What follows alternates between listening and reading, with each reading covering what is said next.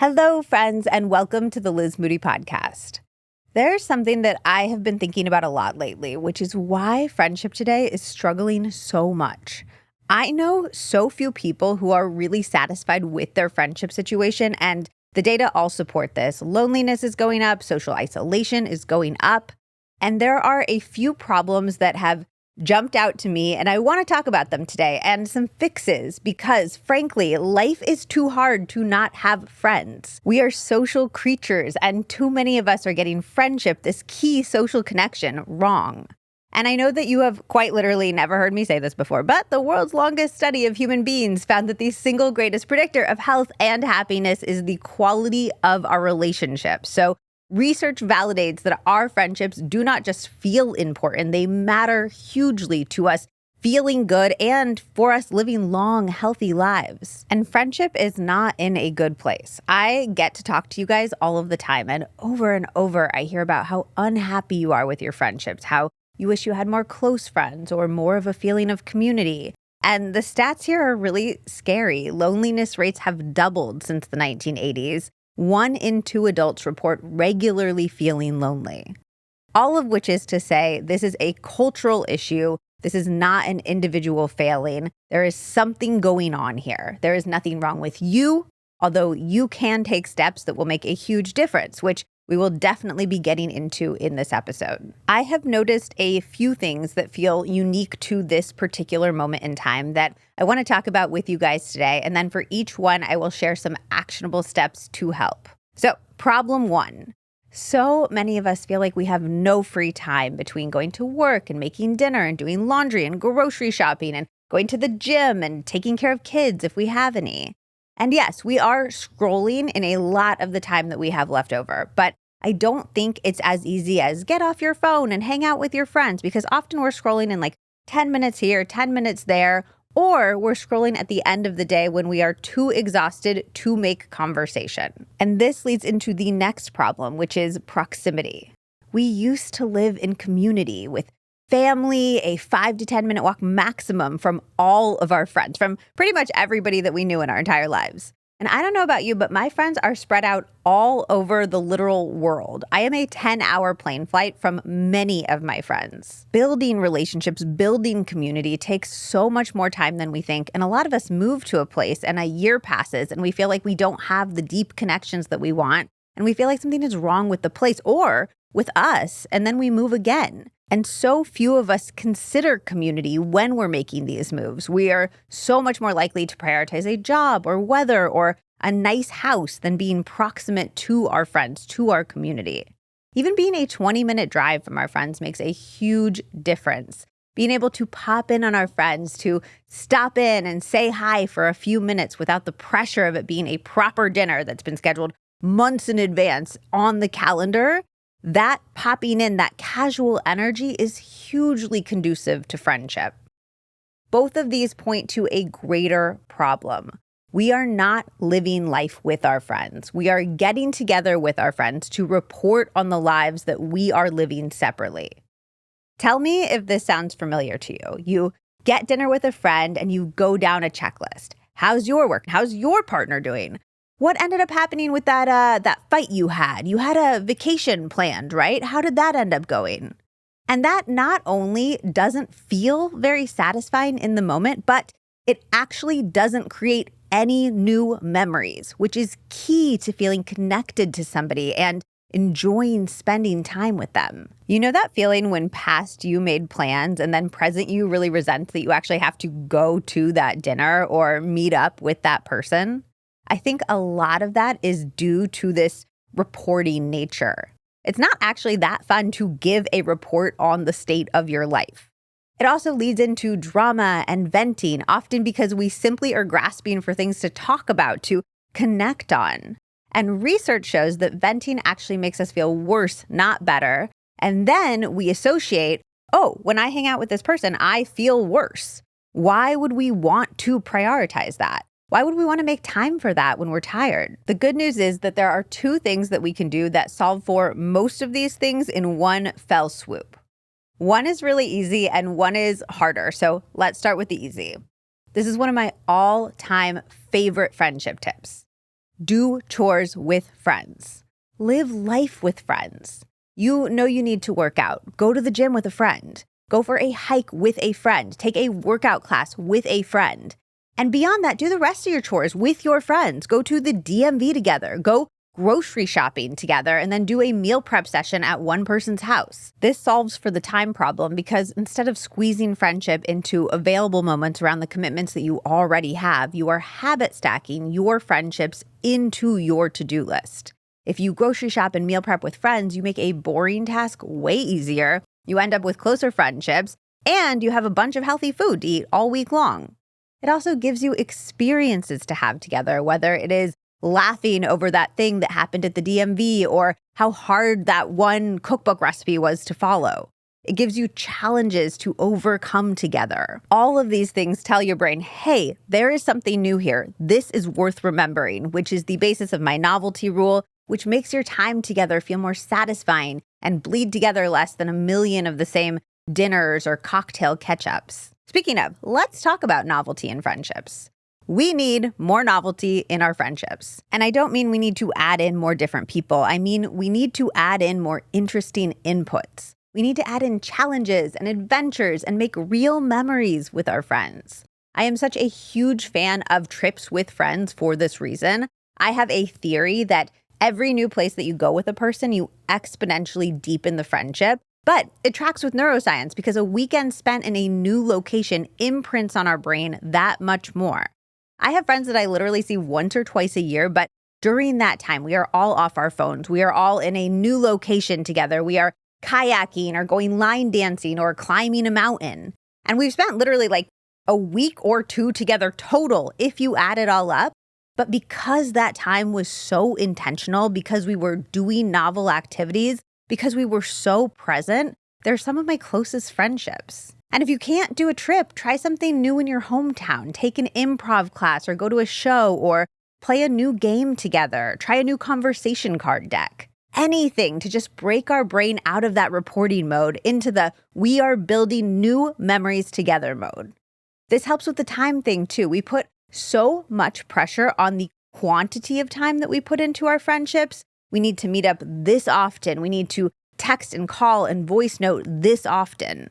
But actually, the quality of that time is what matters. We over-index on time spent and under-index on quality time spent. Our friendships will be deeper and richer if we eliminate that constant pressure to catch up and instead hang out together less often, but make those times really intentional. And then we get back all of that time. We get that time back to do everything else we have to do in our busy lives, and we get to improve our friendships. Okay, are we ready for the harder thing? We could prioritize our friends more in terms of our life choices. We talk constantly about how important our friendships are in our lives, but our actions say otherwise. We move cities constantly, and we rarely consider our friends in the way that we would, say, a partner or our family or a job. We pick neighborhoods based on a cool coffee shop or a gym more than communities. And look, I am incredibly guilty of this personally. When I had NYU professor Susie Welch on the podcast, she talked about how we can't value everything. At a certain point, there has to be a hierarchy. We can't equally value making money and having a career that's our passion if those two are at odds. We can't value working as little as possible and living in an expensive, desirable place.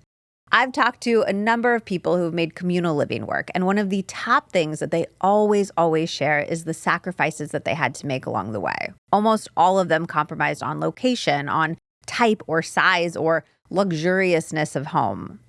And they all felt it was completely worth it because in the hierarchy of their values, community was the most important thing. Look, this can be actionable, but it can also just be freeing. Maybe friendship isn't a top value for you at this moment, at this particular stage of your life. Acknowledging that and acknowledging that that's the reason your life looks and feels the way it does can feel like a sigh of relief. It gives you back your agency. It's not something happening to you. It's a choice you are making. And now, at least you're making it consciously. And maybe it points to actions that you should or could take. Maybe community is a top priority for you right now, and maybe that means living in a city that's not your ideal. Maybe it means taking a job that comes with a pay cut, which is something that our productivity-obsessed capitalist society will tell you never to do. But recognizing, hey, this is something I value, and living in line with my values inherently comes with some sacrifice. That can be so, so empowering. What are you trying to optimize for right now? It can change over time. It will change over time. But for right now, take a second and write down your 3 biggest priorities at this moment. And then ask yourself, does your life reflect those priorities? The next problem with modern friendship is our fucking phones. I cannot have another dinner with someone and have them keep checking their phone. I just cannot. It distracts from the conversation. It makes us lose our trains of thought. It sends a very clear signal that you are not as interesting as whatever is in this little internet box, which makes the person that you're with feel awful about themselves. I know that we have talked about this before, but having our phone out on the table, even if it's face down, impacts the quality of our conversations and our ability to connect with each other. Literally, we rate conversations as having been worse if the phone is out on the table at all. Yet, almost every single time that we hang out, the phone is right there. And if it's right there, we are always using some of our willpower not to check it. We always have some of what researchers call attention residue stuck to our phones, which means that we don't have our full attention on the conversation. It is almost impossible, and it's also very nanny-like and annoying to ask friends to put their phones away.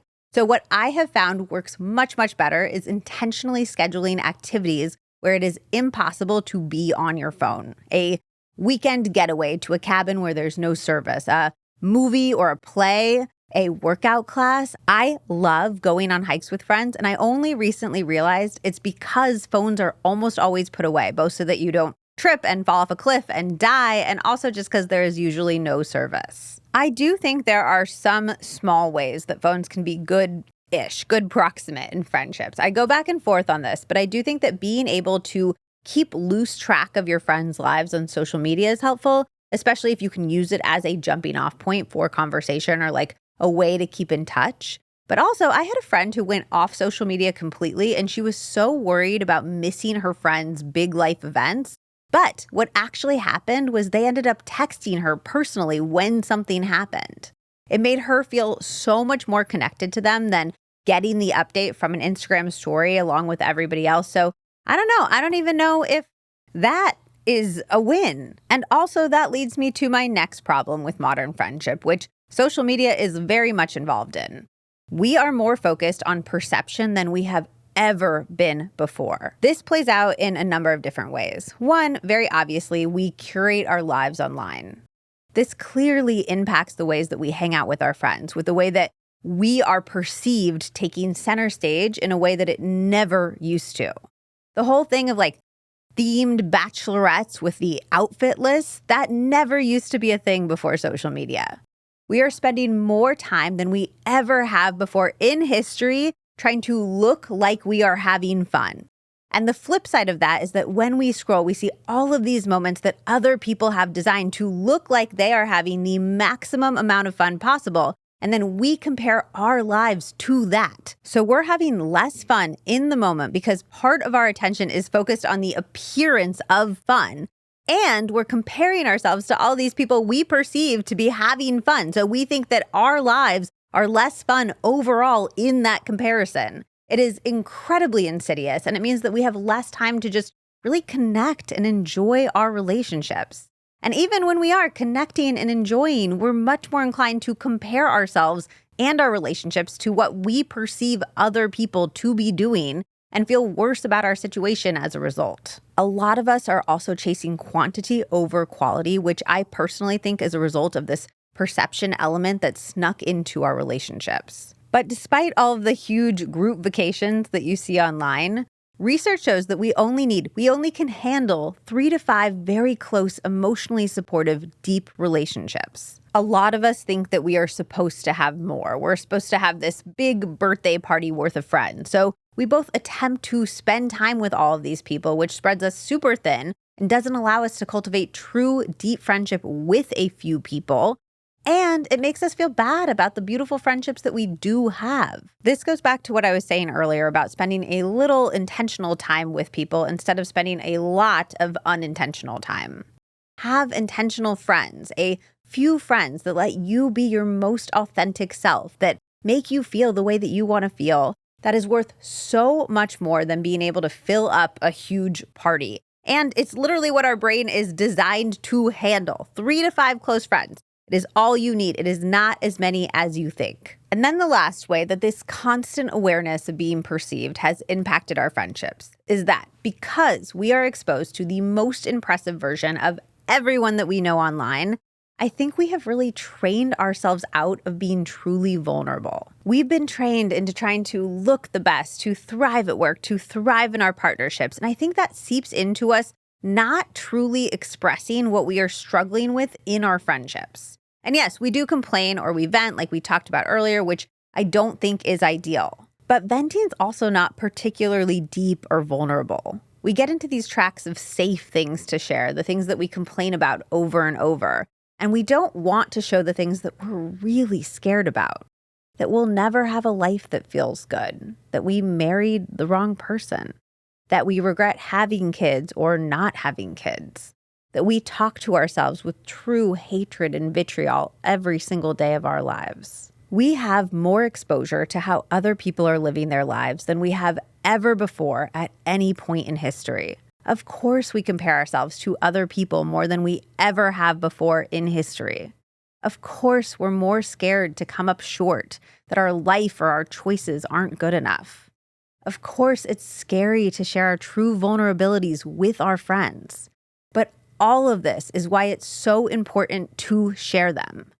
If you're always trying to look impressive, you will never feel truly seen. And being seen, being really seen, is what makes us feel safe and connected and loved. I see this over and over in friendship dynamics. People aren't sharing their real selves, even with their closest friends, or they don't even have closest friends because they're worried about having too many friends. I truly think it's one of the biggest problems in modern friendship and a big reason that so many of us feel lonely, even if on paper we have friends. So, what do we actually do about all of this? First, I do think awareness is so key, and phone-free hangouts, like we talked about, make a huge difference. Protect your joy from the highlight reel. Remind yourself that what you see online is not a reflection of other people's lived reality. It's a reflection of what they want to be perceived as. Research shows we are more wired to pay attention to emotionally charged and visually exciting information, which makes social media both magnetic and massively distorting. You are not falling behind. You are not less lovable because you're not in Greece in matching sarongs. The most meaningful parts of friendship usually happen far away from any camera. True friendship is not something that you can scroll through or post about. It's something that you feel in your body. It is the ease of a shared silence. It is the safety of having said the hard thing and having someone stay. It is the moments when you're not performing, you are not curating little bits of yourself. You are just being. That is what we're trying to build here. And if you are in a friendship group where they sacrifice real bonding to capture cute content online, even after you suggest alternative activities, maybe those are not your people. Next, I really, really, really want you to think about shrinking your circle, but deepening the roots of the friendships that you do focus on. Ask yourself who you want your 3 to 5 close friends to be, and then really make a commitment to pour into those people.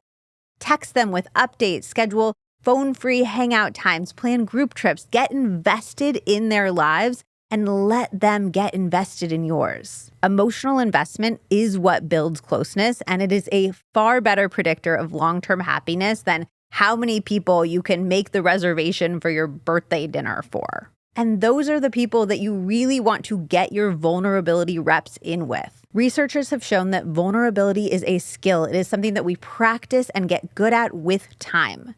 You do not have to dive into your deepest wounds right away. You can start small. You can share something that you're unsure about. You can admit something that makes you feel a little bit embarrassed. Studies show that people consistently underestimate how much other people appreciate emotional openness. When you share something real, people like you more, not less. So my challenge to you is to try a vulnerability rep this week. When somebody asks you how you're doing, instead of just saying, I'm good, I'm just busy, or I'm feeling kind of stressed right now, say how you are really feeling. Say what is really going on in your life. Share your true self. Let people love all of you, not just the surface level or the shiny parts. Okay, so let's zoom out. Let's give you your friendship action plan, the antidote to some of these problems of modern friendship.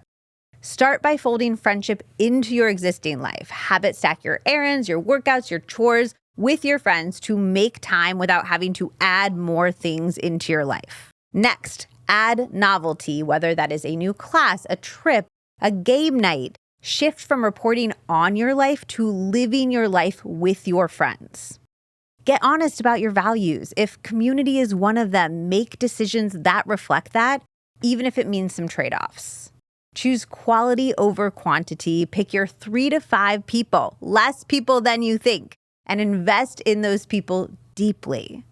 Protect your attention with phone-free hangout time. And remember, please remember that social media is a perception machine. It is not reality. And finally, start doing those vulnerability reps. Just say a real thing that's going on in your life. Say those little things that you're actually a little bit scared about how they're going to be taken. Those are the things that create our deep bonds, our deep connections. This is very much an ongoing conversation, and I'm definitely going to be talking about it more on the podcast because it's something that's on my mind a lot lately, and I would love to know what you're thinking around all of this stuff too. If you found this conversation or any of the tools that I shared today helpful, please do me a favor and send a link to a friend or a family member or a colleague. It would be such a good way to spark a conversation about these things with a friend. And it is the best way to support the podcast, and it is so, so appreciated. Sharing and following the podcast are the 2 ways that you can help make sure that we can continue to get great guests and produce great episodes for you. So speaking of that, I would be so grateful if you took just 2 seconds to hit the follow button on Apple or on Spotify. More than 50% of you listening are not yet following the podcast. So even if you think you're following the podcast, just take a really quick second to make sure that you actually are. We are able to keep this show totally free thanks to the amazing brand partners that you heard about in this episode. You can support the podcast and you can save money by using the discount codes that we share. There's a full list of them at lizmoody.com/codes. And if you want practical takeaways from today's episode, head over to lizmoody.substack.com. We have a ton of exclusive content on there. We have deep dives into like raw milk, into Botox. We also have challenges, meal plans. We have bonus expert interviews, so much good stuff. And of course, come hang out with me on Instagram. I am at Liz Moody. I try very hard to not make my social media a highlight reel, but to show you what's real, to give you tips and things that you can relate to and feel seen by. I love you, and I so appreciate you choosing to spend your time with me. I will see you on the next episode of the Liz Moody Podcast. Oh, just one more thing. It's the legal language. This podcast is presented solely for educational and entertainment purposes. It is not intended as a substitute for the advice of a physician, a psychotherapist, or any other qualified professional.